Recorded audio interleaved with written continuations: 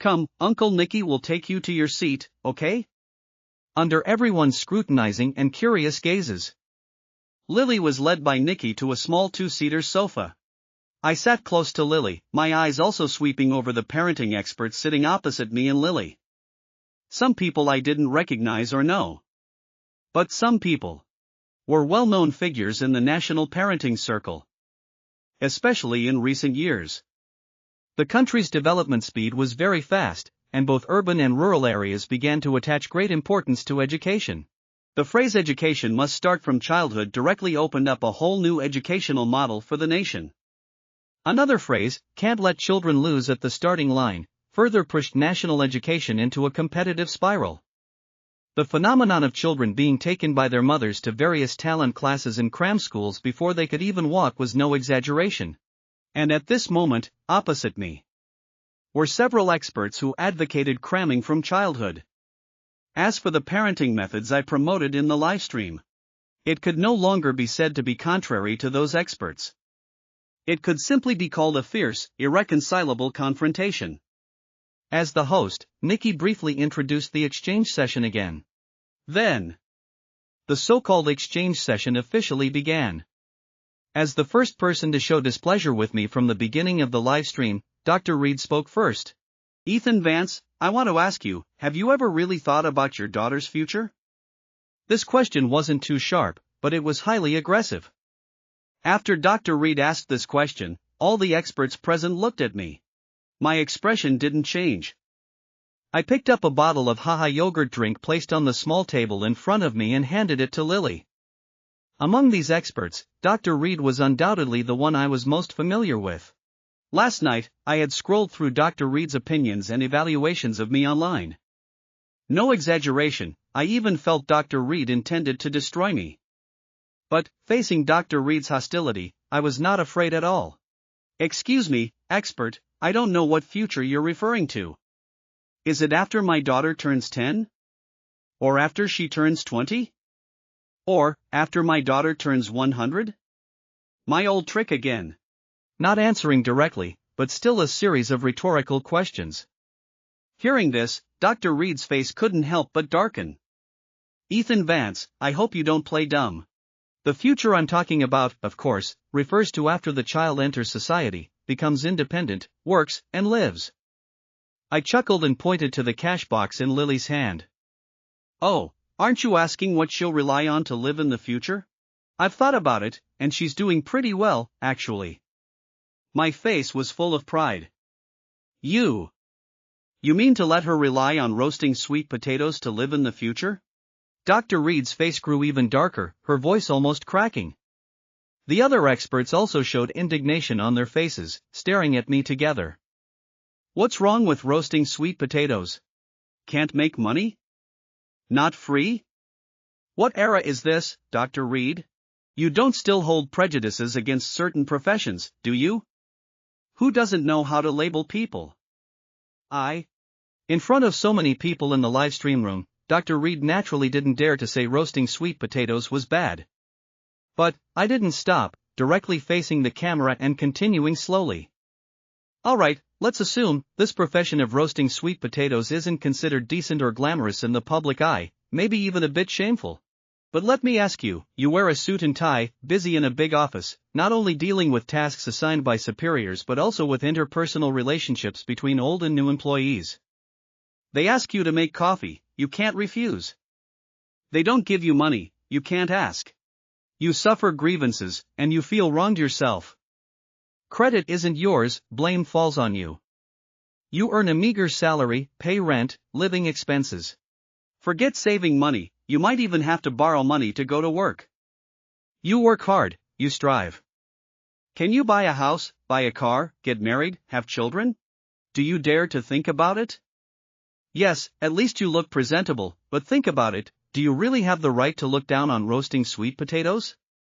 Whether you make money or not is another matter, but at least you live freely, simply, comfortably. Your body might be a bit tired, but your mind is definitely not tired. And I have no other expectations for my daughter. She has never been my capital to show off, nor a place for me to pin my hopes on in some aspect. My daughter, I just want her to be happy, safe, and healthy. That's enough. I spoke unhurriedly, my voice clearly reaching the ears of all viewers through the livestream.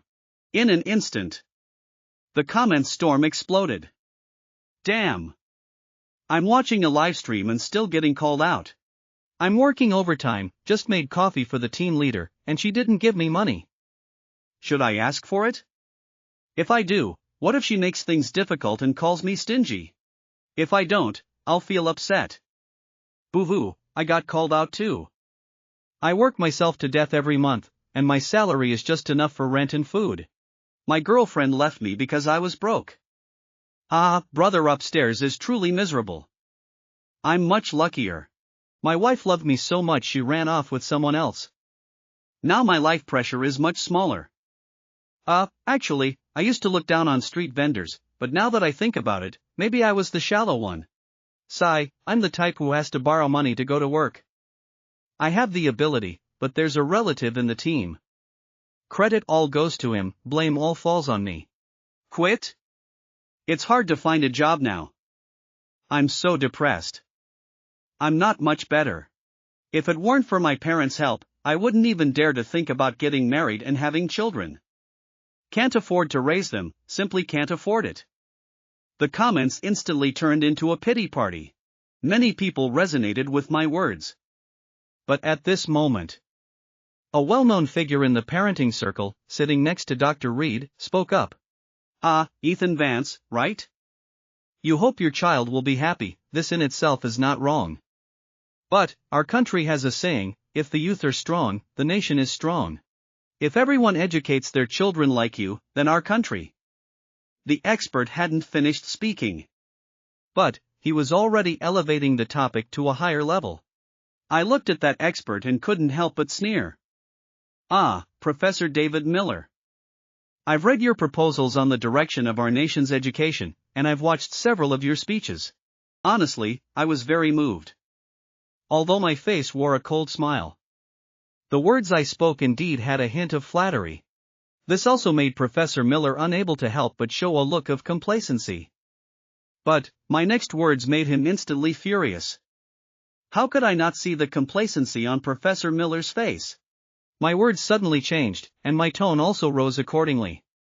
Regarding your speech, your vision, all your grand plans, your magnificent arguments, I give you 4 words. Pure humbug. Whoa! These 4 words of mine, once uttered, directly made everyone in the studio widen their eyes in shock. Some timid people even directly jumped up from their seats. In the live stream room, all those who knew Professor Miller were also shocked by my words. Oh my God, is Ethan Vance crazy? Does he even know who Professor Miller is? He's a top figure in our nation's education circle, his influence is terrifying. Crazy, crazy. Ethan provoking Dr. Reed is one thing, but provoking Professor Miller, he should just wait to be invited for tea. Invited for tea? I think not only Ethan is in danger, but the entire program is in danger. Maybe dad bods and dad squads won't exist after a while. Where's the director?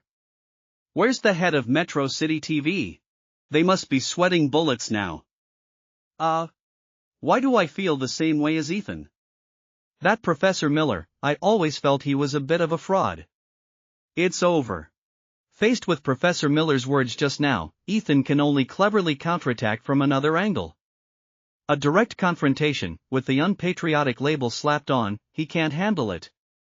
Interesting, this show is getting more and more interesting. Good, I like watching without saying a word. On the other side. Just as the comments said. The director of Dad Bods and Dad Squads and the head of Metro City TV were indeed sweating bullets. Damn it! Aren't we here to discuss parenting methods? Why are we dragging national issues into this? It's just that. Tense as they were. They simply couldn't react in time. Professor Miller in the studio had already slammed the table and stood up. Outrageous! As a recognized educational authority by both official and civil circles in the nation. Wherever Professor Miller went, he was always surrounded by followers and flatterers. Unexpectedly today, he was directly called a fraud by a Gen Z kid who lies flat while parenting. These 4 words, he couldn't bear. Following Professor Miller's table slam and standing up. Several old men beside him also stood up one after another. These old men, combined, were over 500 years old, so angry their beards were trembling. You, how dare you speak to Professor Miller like that? He has contributed so much to our nation's education. You actually called him a fraud. You apologize to him immediately. A slightly younger man pointed at me, as if I had just killed his father. Host Nikki was also a bit stunned by this scene. Isn't this an exchange session on parenting? Why did it escalate to wanting to flip tables and fight after just a few words? This job as a host was getting harder and harder. But before he could step in to control the situation, a tender shout rang out again. Bad guys! Why are you ganging up on my daddy? You're all bad guys. Lily, hugging her cash box, directly jumped onto the table in front of me. Her small figure shielded me from behind. Just now, she actually hadn't heard what her dad and those people were saying, just hugging her cash box and counting her money. But when she looked up, she happened to see everyone fuming at her dad. How could she tolerate this? Her dad always stood by her side when she was in danger or treated unfairly. Now, she also wanted to protect her dad. Although the shout was a bit tender and cute, the determination in it was extremely serious. I was stunned. The professors and experts opposite me were also stunned. The viewers in the live stream room were even more stunned.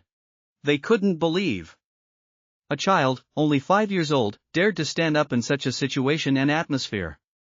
She jumped onto the table, stood in front of her dad, unconditionally protecting her dad. This wasn't extroversion. This was love, this was courage. You have to know, Lily hadn't even proactively stood up for herself when she was treated unfairly before. But now, seeing her dad being bullied, she stood up. In the live stream room, all viewers were shocked by Lily's shout. I'm crying. The little cotton-padded jacket has upgraded to a bulletproof vest. Goosebumps all over. Facing so many adults, she still dares to jump out and protect her dad. Sigh, looking at my useless son who hides behind me whenever there's trouble, then looking at Lily. Alright, I've decided, I want a second child. The trick me into having a daughter series, this daughter is good. When something happens, she really steps up. I'm a college student. I don't even dare to speak up when someone cuts in line while I'm buying milk tea. Lily is only 5 and already so brave. I'll call her Little Big Sister. It's on fire. This time, I'm on Ethan and Lily's side. Go for it. The comment storm frantically refreshed, jumping up. The live screen paused for 2 seconds. Lily's shout seemed to have acupunctured everyone, freezing them in place. In the end, it was me who gently lifted Lily, who was standing in front of me, off the table, comforted my daughter a few words, then looked back at Professor Miller and the others. Apologize? Why should I apologize? Professor Miller, aren't you a fraud? Whenever it comes to education, regardless of the occasion or form, you always try to drag it towards patriotism. Because you know, by saying that, no one can refute your words. They can only agree, echo, and worship. But today I want to ask you a question. Patriotism, does it have to be spoken out loud? Is there only one form of patriotism? Teachers educating our children, nurturing the flowers of our motherland, is that patriotism? Soldiers defending the borders of our motherland, is that patriotism? Scientific researchers revitalizing science and technology, for the better life of the people, for the strength of our motherland, is that patriotism? So, I'm a sanitation worker, sweeping garbage and collecting waste, am I not patriotic? So, I live a simple life, commute between 2 points, work diligently, live honestly, am I not patriotic? So, I'm a street vendor, working from dawn till dusk to support my family, am I not patriotic? So, I'm a farmer, planting crops, growing fruits and vegetables, raising sheep and cattle, am I not patriotic? Again, a series of rhetorical questions. After asking, I stared intently at Professor Miller. Not just me. Everyone in the studio, everyone in the live stream room, at this moment, was also looking at Professor Miller. It's just that Professor Miller's mind was a bit short-circuited at the moment. He was originally the one asking questions. Now he had become the one forced to answer questions. Moreover, my question, he couldn't answer. Because no matter what, in this world, ordinary people still constituted the vast majority. If he dared to make a sweeping generalization, to condemn them all, the public opinion pressure he would face would be unprecedented. But if he didn't dare to say ordinary people weren't patriotic, then my approach of wanting my daughter to be an ordinary person was hardly blameworthy. This move of mine, a flanking maneuver, directly hit his weak spot. However, at this very moment, the program director and the head of Metro City TV relaxed a bit. I hadn't said anything too outrageous, so they wouldn't be held responsible. It's just that Professor Miller was so angry he was speechless. This exchange session aimed at me could also be declared a failure. I never said patriotism must be expressed in a certain form. But, as a parent, don't you hope your child will live a little better than you in the future? Professor Miller was trying to pressure me by labeling. But the label I threw back was no small one either. Such a sensitive topic, he didn't want to continue. So, Professor Miller decisively changed his line of argument. How many parents, in order for their children to have a good job, a good future, have worked hard to raise them, urging them on? And you, other people's children are all running hard, yet you let your child walk slowly. Don't you know, indulging in immediate comfort is consuming future happiness? The individuality you display, your unconventional independence, will all become hidden dangers, obstacles to your child's bright future. Although he had switched to a more common and acceptable way of speaking in argument, Professor Miller's words indeed resonated more with some parents. That's right. Other people's children are all running, how dare you let your child stop? I chuckled, naturally not clinging to the previous issue. But hearing Professor Miller's question this time, I also knew, this grandmaster-level parenting expert was only at this level. Picking up the Haha yogurt drink bottle on the table again as a prop, I took a sip through the straw. Then, I put down the empty bottle and looked at Professor Miller. Holding up one finger, I said lightly. First, I don't think my current life is that bad. Whether my life is good or not depends entirely on my own feelings, not others' opinions. So, I don't mind my daughter following my path in the future. As long as she likes it, as long as she's comfortable, that's fine. Holding up a second finger, I looked directly at the camera. Next, the law doesn't seem to stipulate that if others run, I have to run too, does it? Is following the crowd always right? So, Professor Miller, there's another saying, truth often lies with the minority. If everyone else is running and I'm not, doesn't that also suggest that I'm the one who's right? Without giving Professor Miller a chance to reply, I held up a third finger. Finally, you said that by doing this, I'm using my child's current comfort to consume her future happiness. This point, I cannot agree with. To put it bluntly, no one knows whether tomorrow or an accident will come first. I can't even be sure about tomorrow, so what's wrong with consuming a little future happiness? Should my 5-year-old daughter be planning for her retirement already?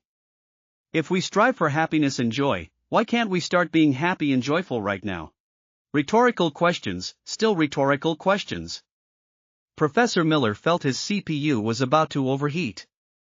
This Gen Z dad was too unorthodox, never answering his questions directly, but always able to create more trouble for him from another angle. Not just Professor Miller, actually, at this moment, the other parenting experts and everyone in the studio were a bit bewildered. My words, though seemingly sophistry, still sounded somewhat reasonable upon closer listening. And in the live stream room, countless people were once again deeply moved by my words. So true. Who knows whether tomorrow or an accident will come first? So what am I working so hard for now? To earn money just to give it to the hospital when I'm old? That's right, whether my life is good or bad, only I know. We don't need to strive for the so-called success defined by others. Exactly. Life is our own, we don't need others bossing us around. My parents both graduated high school, yet they insisted I get into Tsinghua or Peking University, saying where there's a will, there's a way. I just want to ask, why didn't you guys make it then? Actually, my parents are the same, and they always compare me to other people's kids. Now that I have a child, I swear I will never become the kind of parent I hated most. It was also at this moment. In a black sedan driving through downtown Metro City. A middle-aged man in a black coat and gold-rimmed glasses was watching the Dad Bods and Dad Squads livestream on his phone. Just from my few minutes of on-the-spot reaction, the man knew the exchange session didn't need to continue. Otherwise, not only would it fail to make me restrain myself a bit, but it might also have the opposite effect. He turned off the livestream and immediately dialed a number. Instantly. In the studio, Nikki and the parenting experts all received the order to end the exchange session through their earpieces. This exchange session began without warning and ended abruptly and awkwardly. I, under the watchful eyes of everyone in the broadcast room, led Lily away proudly. Father and daughter, heads held high, chests out, walked like victorious heroes. Leaving with them was also the cameraman carrying his camera. It's just that although the exchange session had ended, my words just now once again stirred up a huge storm online.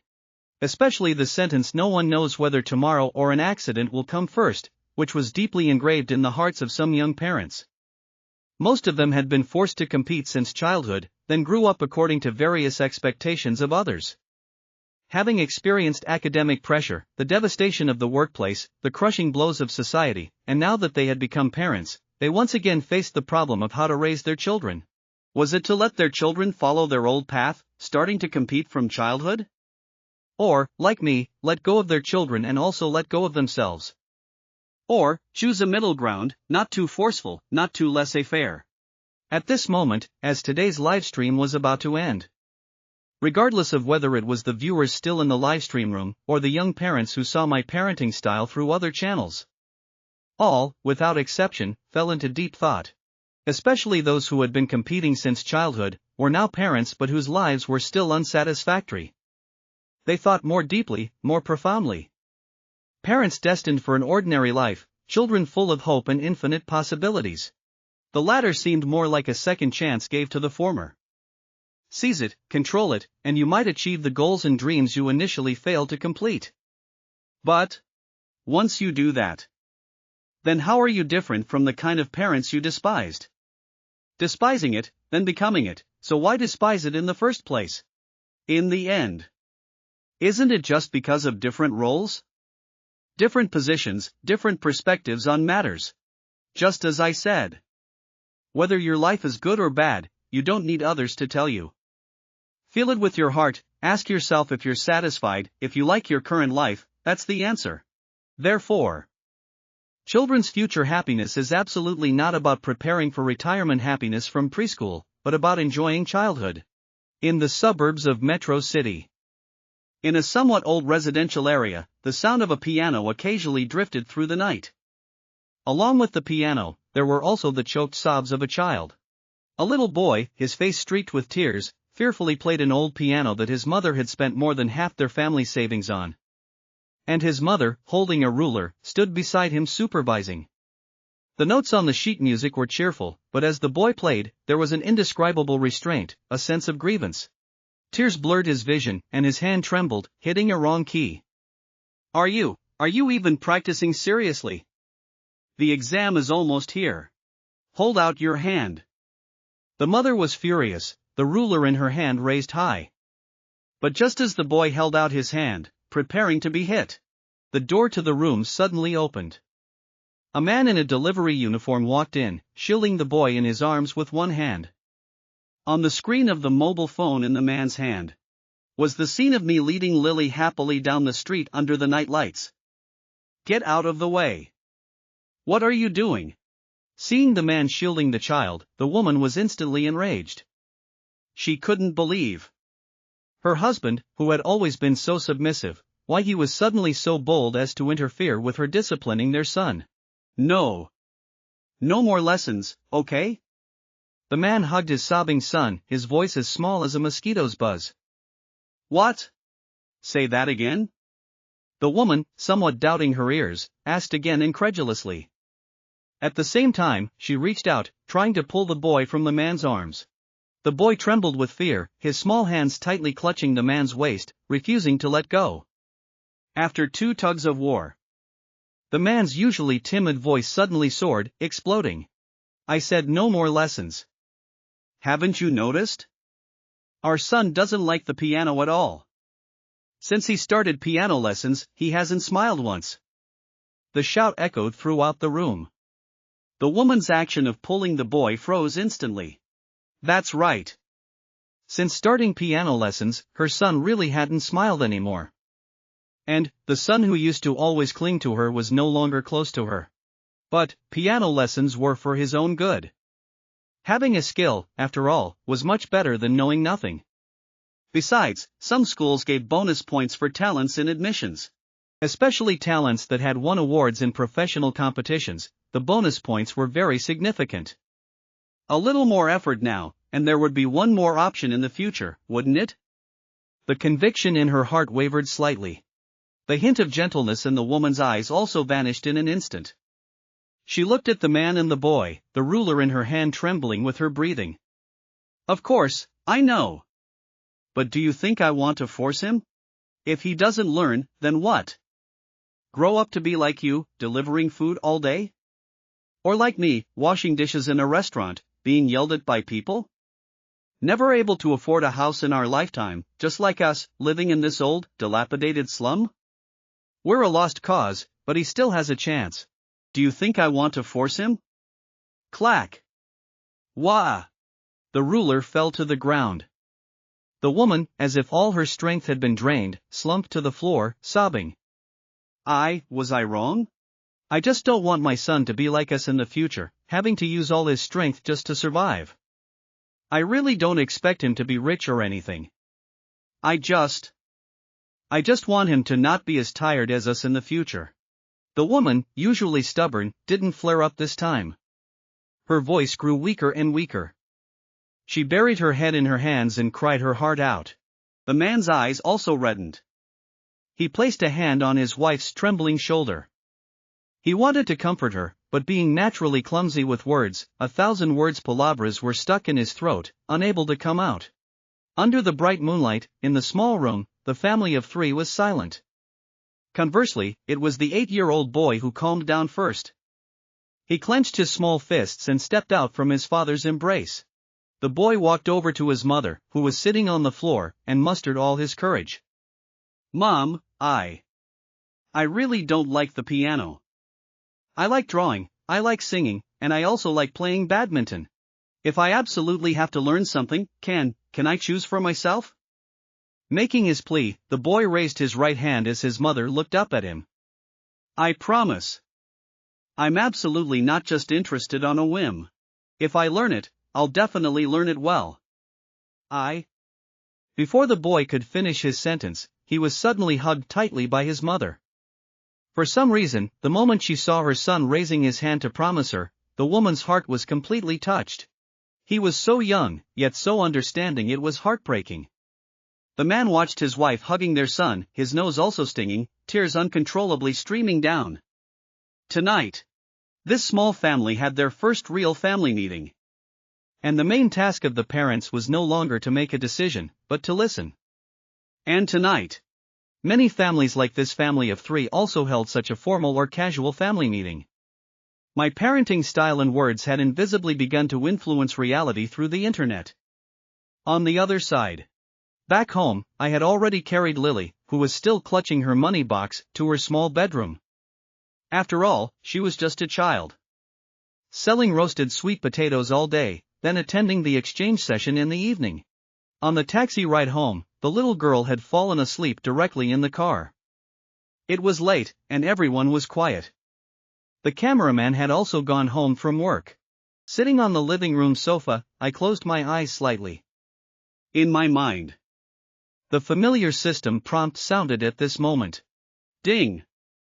Host's chill parenting has triggered emotional reactions from surroundings, gaining 666,000 emotion points. Total emotion points, 1,700,000. Warm reminder, host currently has enough emotion points to complete 1 high-tier prize draw. Proceed with draw? Hearing the prompt in my head, a faint, almost imperceptible smile appeared on my lips. Start the draw. Ding. Congratulations to host for drawing skiing competition skill, world-class level. Vast white snow, a ski field thousands of miles, for you to roam freely. Ding. System detects you have completed one high-tier prize draw. Complete 9 more high-tier prize draws, and the God-tier prize draw will be unlocked. The prize draw ended quickly. The 3 words world-class level greatly attracted my attention. Actually, in my previous life, I really liked skiing. But what could I do? Skiing was too expensive. One trip cost 40 or 50,000, and then I had to wear a cast and recover for 3 months. I only went once and never dared to try a second time. Not bad. I just heard Metro City recently opened a huge indoor ski resort. I must go check it out when I have time. I, on the other hand, wasn't in a hurry to draw cash, luxury cars, or other such items. After all, the system was always there.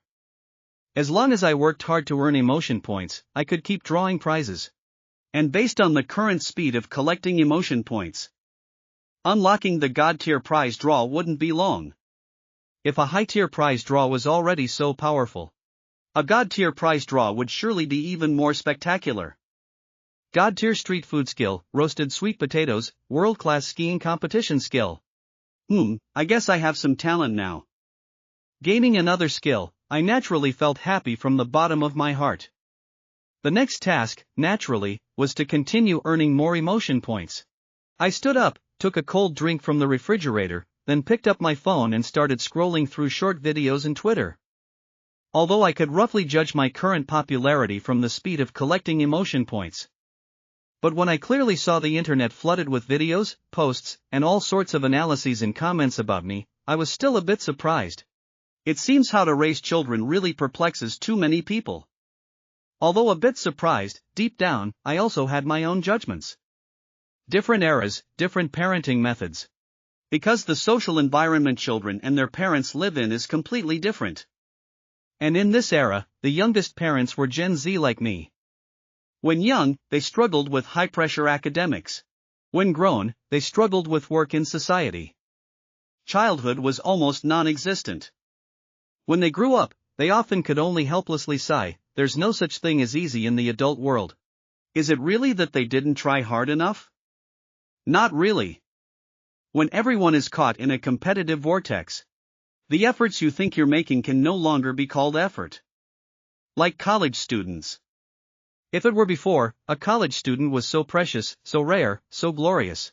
But now, let alone college students, even in cities like Metro City, you could casually grab 3 graduate students. College students have now become the cheapest labor force. Let me ask. When those who were entrusted with expectations since childhood, carrying lofty ideals and infinite dreams for the future, grew up, were devastated by reality, and then became parents, would they still be willing to choose to let their children repeat their path? A path 10 times harder than the one they originally walked. No, it's time for a change. If this competition continues, the ones who benefit will definitely not be the children. This new path, I will open it. Turning off my phone, I leaned back on the sofa. Moonlight, shining through the window, illuminated the spot right in front of me. Days turned. Very quickly, a new day began. In a meeting room at Metro City TV, the chief director of Dad Bods and Dad Squads, Mr. Miles Cooper, along with the producer and 2 station executives, were discussing something. From the somewhat dark circles under their eyes, it was clear this meeting had been going on for quite some time. Finally, it was still Chief Director Miles Cooper who made the decision. This father-child challenge, we've decided on skiing. Just have the staff from the 3 family teams notify them. With his decision, this meeting was considered over. The few of them stood up, without even a moment's rest, and rushed back to work. Naturally. If it were just my parenting style causing a stir online, it wouldn't be enough for them to treat it so cautiously. Besides, their original plan for the show was to follow the daily lives of the 3 families. Not like now, forcing specific segments and rules, then observing the detailed reactions of the 3 families. Doing this was entirely because my parenting style not only caused a stir among the general public online, Just like yesterday when the official agency organized the exchange session. One phone call from a superior. The entire original observation plan for the program was overturned, completely disrupted. Director Cooper, what do you think the higher-ups mean by this? Do they want to suppress Ethan, or promote him? As old partners who had worked together for decades, Assistant Director Mark Evans and Miles Cooper had no secrets from each other. I don't know, and we don't need to know. A phone call that can make the station head sit on pins and needles, that level of thinking is not something we can guess, nor something we can control. Miles Cooper's steps were a bit heavy. After all, he wasn't young anymore. Such overnight meetings were a bit much for him. True. But I guess the higher-ups probably don't want to suppress Ethan. Someone who can change the entire direction of a program with one phone call, I believe they have the ability to shut down the entire program directly. I guess the higher-ups also want to see if Ethan's parenting style is really okay. Although only 10 years younger than Miles Cooper, Mark Evans's thinking was still very agile. He vaguely felt. This program Dad Bods and Dad Squads, because of my appearance, might very well become a huge hit. Even, parenting methods nationwide might undergo earth-shattering changes. On the other side. In the studio, host Nikki appeared on screen with a smile. Good morning, dear viewers, I'm Nikki. Today's observation has begun, and our cameramen have successively entered the homes of the three families. But at this moment, I think we should first announce the rankings of the three dads from yesterday, along with their respective support votes. Ranked first is. Deliberately dragging out his tone, a mischievous smile appeared at the corners of Nikki's mouth. Ranked first is. Gen Z dad Ethan Vance. His current support votes are 3,760,000. Ranked second is. 90s dad Brandon Chen, his current support votes are 1,090,000. Thus, temporarily ranked third is our 80s dad Kevin Zhang, his current support votes are 1,080,000, only 10,000 votes behind 90s dad Brandon Chen ranks second. Whoa!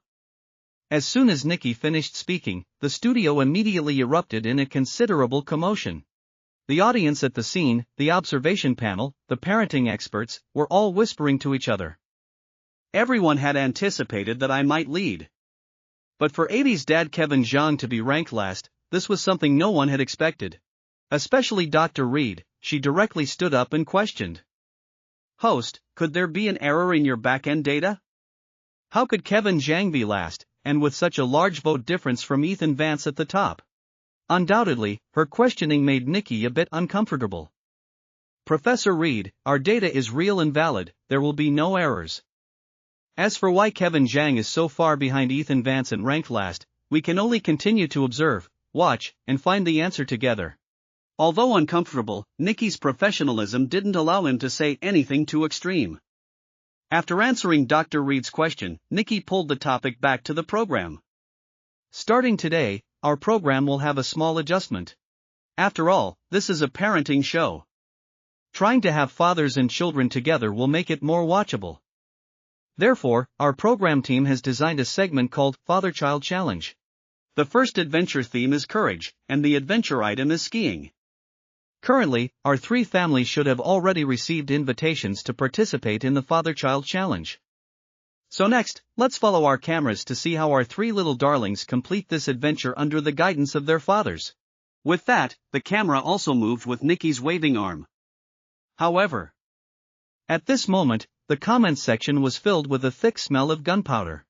My ranking first was very controversial. No way, on what grounds is that Ethan Vance guy first? Kevin Zhang deserves to be first. Are you people who voted for Ethan Vance sick? Hey, if you know how to talk, talk. If you don't, shut your stinking mouth. I like Ethan Vance's parenting style, can you control me? That's right, voting is voluntary. Kevin Zhang being last can only mean his parenting style isn't approved by the majority. What are you getting so worked up about? Just learn from him. Wait until your children are like Ethan Vance's child, growing up to be nothing. You'll regret it then. So what if they're nothing?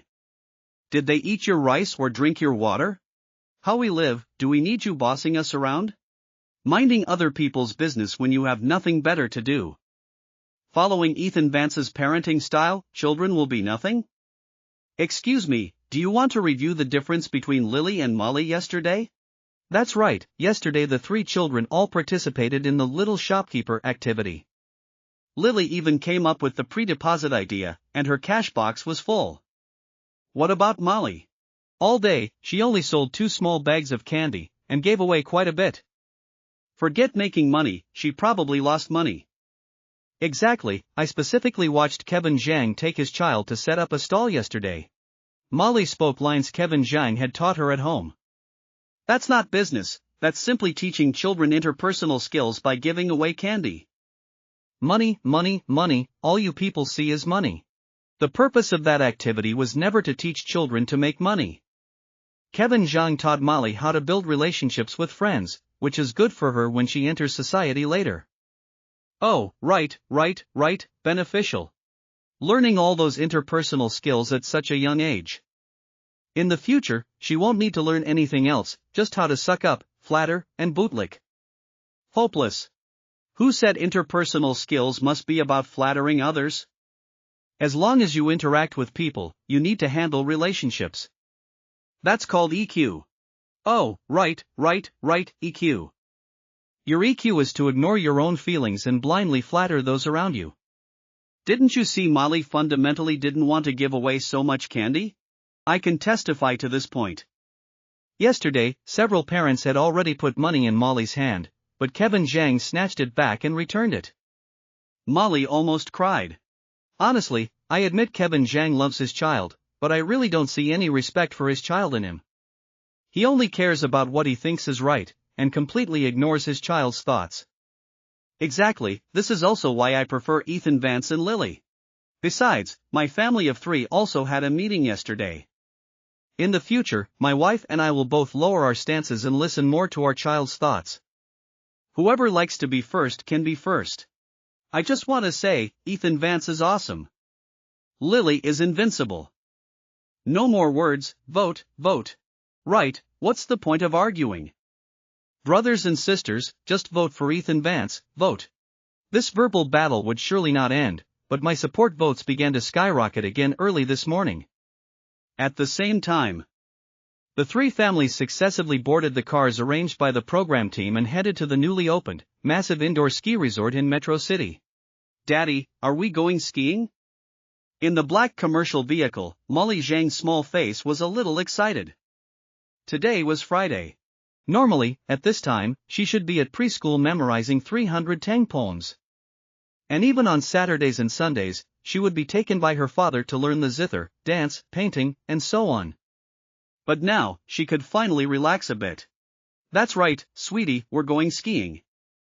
Kevin Zhang dotingly pinched his daughter's cheek, then his tone changed.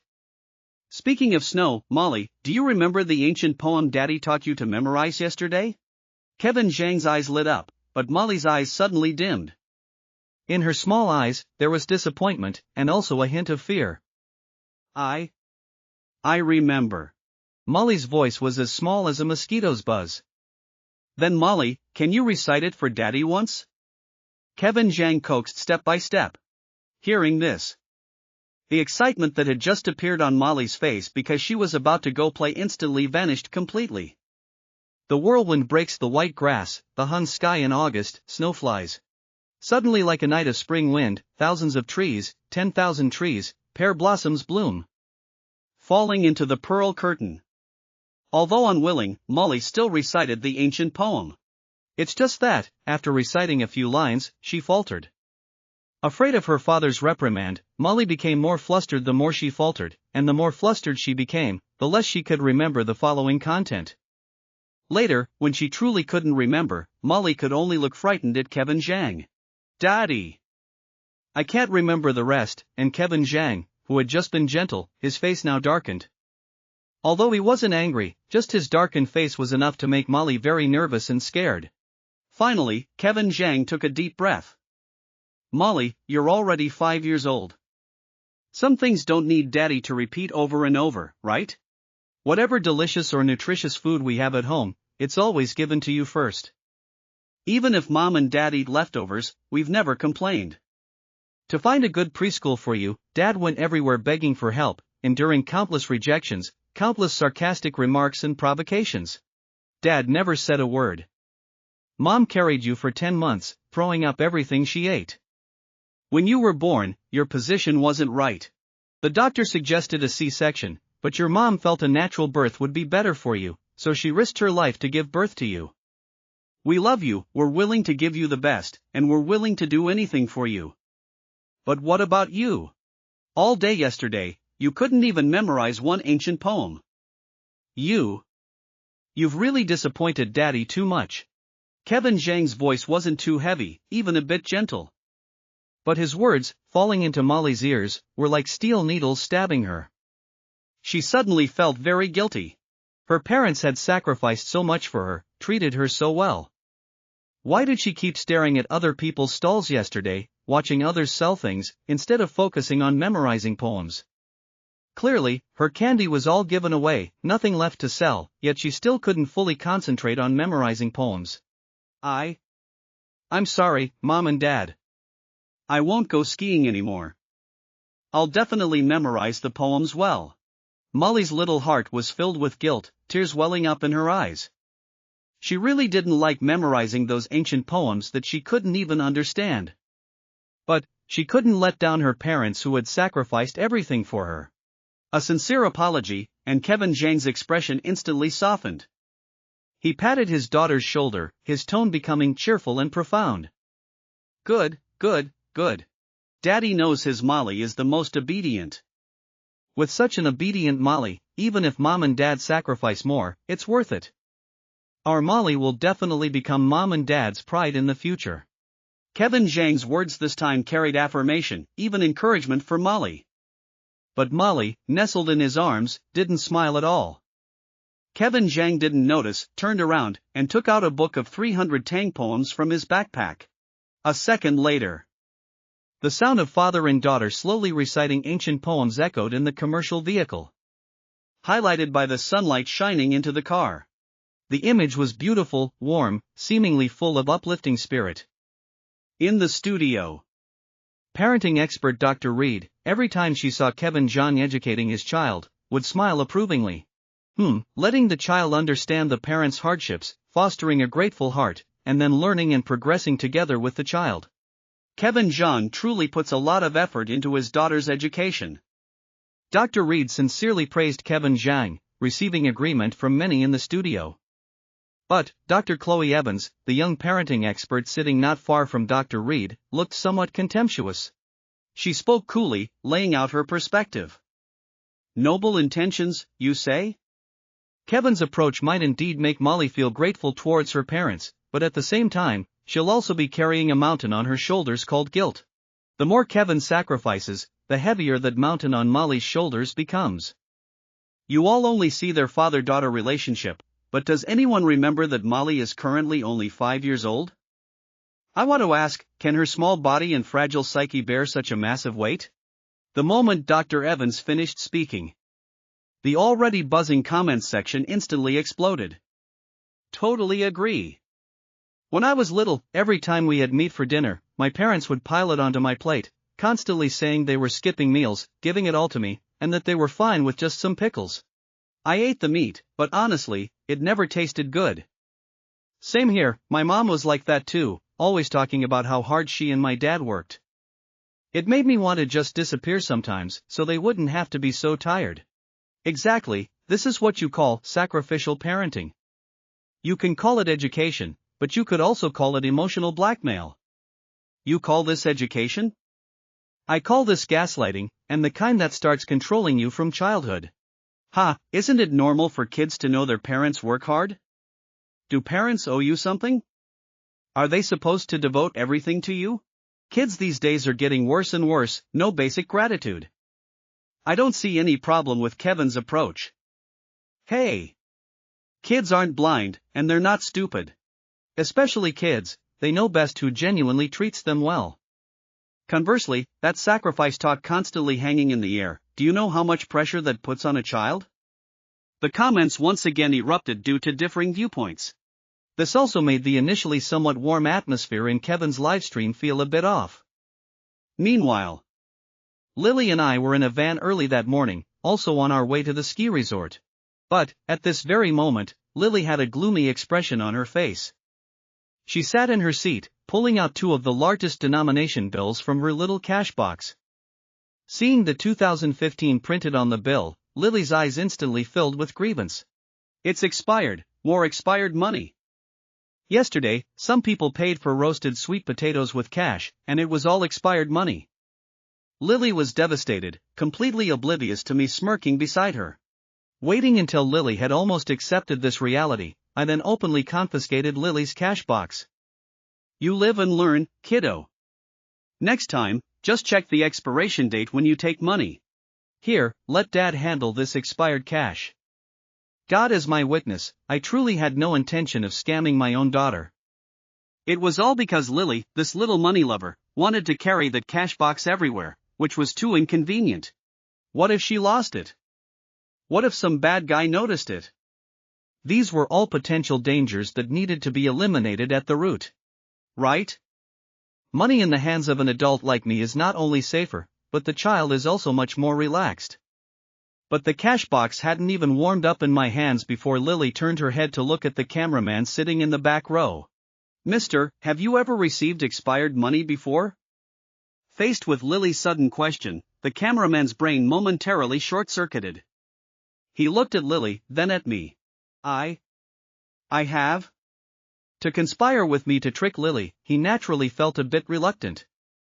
But the cameraman understood a principle. It's not the thief you fear, but the thief who remembers. Very clearly, I had my sights set on the cash box in Lily's hand. Even if he exposed me this time and helped Lily keep her small change, would I just give up like that? The answer was obviously no. Therefore, the cameraman hesitated. Since it couldn't be kept anyway, a short pain was better than a long one. I saw the cameraman looking at me, my face still impassive, my heart rate steady. I really wasn't afraid of failure, because I had 1,000 ways to get Lily's small change. If this way didn't work, I'd just try another. What are you looking at me for? Don't you know if you've received it or not? Because I wasn't afraid of being exposed, I even feigned annoyance with the cameraman. Cameraman. I have. I really have received expired money before. Afraid I would use another method to deal with Lily. The cameraman finally decided to be the bad guy this once. Oh, so Daddy really isn't tricking me. Mister, you're so handsome, you wouldn't trick Lily either, right? Because of the cameraman's words, Lily completely believed my explanation. But her last question almost made the camera in the cameraman's hand fall to the ground. No way, Lily is so good, how could I trick Lily? If I trick you, later at the ski resort, Lily can treat me to something yummy. The cameraman was sweating profusely, the guilt in his heart almost overflowing. He guessed, correctly, that the viewers in the livestream room were probably enthusiastically greeting him and that scoundrel Ethan. In fact, the cameraman guessed right.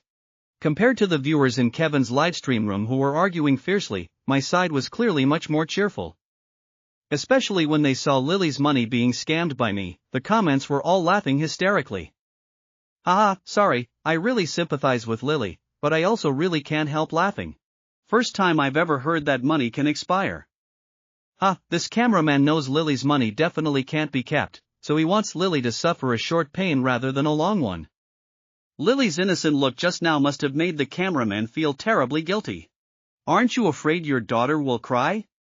Cry? Did you forget the first lesson Ethan taught us? I can cry much louder than my daughter now. If she dares to cry, she better be prepared to cry while convincing me not to cry. Gasp. Ethan's trickery can even be used in a chain. Awesome, awesome.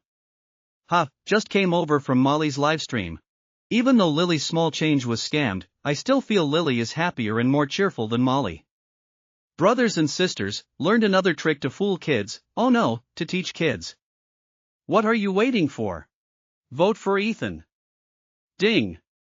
Post's chill parenting has triggered emotional reactions from surroundings, gaining 368,000 emotion points. Total emotion points, 868,000. Warm reminder, complete 9 more high-tier prize draws, and the God-tier prize draw will be unlocked.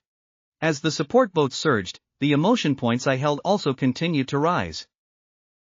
At this rate, unlocking the God-tier prize draw probably isn't far off. While organizing the money scammed from Lily, I thought to myself. But just at this moment, the speed of the vehicle suddenly slowed down. What's the situation? Traffic jam? The driver and a program staff member in the car were talking. I also saw the car blocking them through the car window. It's the morning rush hour. Just have to wait. The driver's voice was helpless. He could only drive the car at a snail's pace behind the car in front. Daddy, look. Are those professional athletes? I didn't care about traffic jams or not, just focused on making money. But Lily's call caught my attention. Following Lily's gaze, I also saw a bus. Through the bus window, I saw a group of young men and women. They wore uniform attire, youthful and energetic, full of vitality. Lily didn't know many words, but I saw the words on their uniforms at a glance. Lightning Ski Club. Silently reading the small words on their clothes, I also found related information about the Lightning Ski Club in my mind. It was a ski facility established 30 years ago. It was currently the place where the largest number of ski enthusiasts in the nation gathered. It was also the civilian facility that currently supplied the most professional skiers to the national team. It could be said that apart from the national team, this club had an absolutely unshakable position in the national skiing circle. Are they also going to the ski resort? Metro City wasn't a tourist city, and even in winter, there were no professional outdoor ski slopes. So I guessed, these people appearing here were mostly heading to that newly opened, massive indoor ski resort. But I only glanced at them a few times indifferently and then stopped paying attention. Conversely, Lily's mood had clearly improved a lot. Just a moment ago, she was sad and disappointed because the money she received was all expired. After a while, she was smiling brightly again. Lily, about the expired money, are you not sad anymore? It wasn't that the cameraman wanted to reopen Lily's wound. It was just that he really didn't understand how a child could be so magnanimous. Sad? What's the use of being sad? Lily didn't answer directly. A rhetorical question, directly stunning the cameraman. The viewers in the live stream room couldn't see the cameraman's embarrassed expression. But, someone had already guessed his mood at that moment. What's the use of being sad? This soul-searching question directly confused the cameraman. Who's the real child here? I'm dying. Just now she looked so pitifully wronged, making the cameraman feel incredibly guilty. Just a few seconds later, she uses her magnanimous attitude to make the cameraman doubt his life. I really love Lily so much. So playful and unpredictable, you can never guess what she's thinking next. Exactly. You think she's on the first level, she thinks she's on the second, but in reality? The little girl flew to the stratosphere long ago. Lily, I don't want to be in the stratosphere either. Who told Daddy to be so unreliable? We all thought the victim was Lily. Now it seems the cameraman is the most miserable one. The comments in my live stream room were as cheerful as ever. The chaotic traffic in real life also gradually returned to normal under the direction of the traffic police. Not long after, their destination for today finally arrived. But because their routes were different, when Lily and I arrived, 80s dad Kevin Zhang and 90s dad Brandon Chen had already arrived one step ahead. The program had been broadcasting for 3 days, and this was also the first time the 3 parenting dads and their 3 little darlings had met in real life. Because of this, the original 3 sub-live stream rooms merged into one large live stream room when they met. This change naturally received approval from some viewers. Because this way, the parenting effectiveness of the 3 dads could be more easily compared. And just as everyone got out of the car, the program staff led everyone into the ski resort.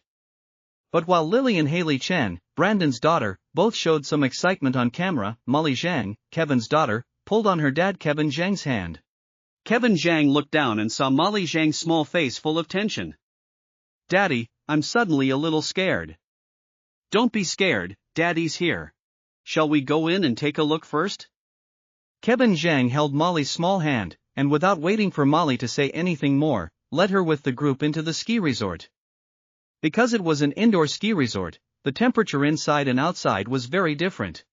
Although the staff immediately took everyone to change clothes, the large temperature difference still made people shiver. But, upon seeing the vast white snow, the excitement in almost everyone's hearts instantly overwhelmed the discomfort caused by the cold. Although the program team had interfered with the daily lives of the three families. But when they entered the ski resort, they didn't interfere too much with the interaction between the fathers and children of the three families. And for this trip to the ski resort, the task for the three families was the same. It was for the fathers to lead their daughters to complete one run on a designated ski slope. Although no reward or punishment rules were set. But I, Kevin Zhang, and Brandon Chen all knew. Quickly leading our children to complete the task was very important for enhancing our own reputation. More fame meant more support votes. It also meant a chance to win the championship in this live parenting show, receive a $500,000 parenting investment fund, and also get a long-term collaboration opportunity with the program team. The livestream viewers naturally also understood this principle. While chatting in the comments, they were also looking forward to the performance of the three dads and their little darlings. Daddy, I'm still scared. Unlike the excitement of others.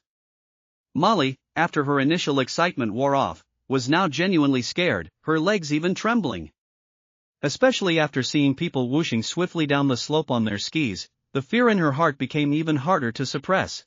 What's there to be afraid of? Don't we have professional teachers to teach us? You didn't know how to play the zither or dance at first either, but now you've learned it quite well, haven't you? Molly, listen to Daddy.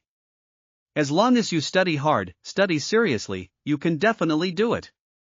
Kevin Zhang held Molly's hand to encourage her, then, under the guidance of the instructor, helped Molly put on her ski gear. This was a live program, so the program team was very professional in terms of safety. Not only did they invite a professional ski instructor and several safety personnel for each family, they even prepared a small medical team on standby. Molly, facing her father's encouragement, actually didn't feel any less scared. But despite her fear, she ultimately obediently cooperated in putting on her ski gear. Just like her dad said this morning. For her, her parents had truly sacrificed a lot. They gave her the best things and racked their brains for her. If she was willful and disobedient, how disappointed and sad would they be? Besides, her dad had said countless times, even if everyone in the world wanted to harm her, her parents would never harm her. Dad said not to be afraid of skiing, just follow the teacher, so what was there to be afraid of? Lost in thought, Molly was taken to a small flat area to get used to the skis under her feet. Her 2 feet suddenly slid uncontrollably, and Molly was then scared back to her senses. At this moment, the most primitive fear in her heart instantly crushed everything. I don't want to ski, I'm scared. Molly's tears instantly rolled down in large drops, her small hands tightly clutching Kevin Zhang's thighs. Like some people who are naturally afraid of caterpillars. She strongly resisted that feeling of her body being out of control. Why don't you comfort her first? We can start again when she's less scared?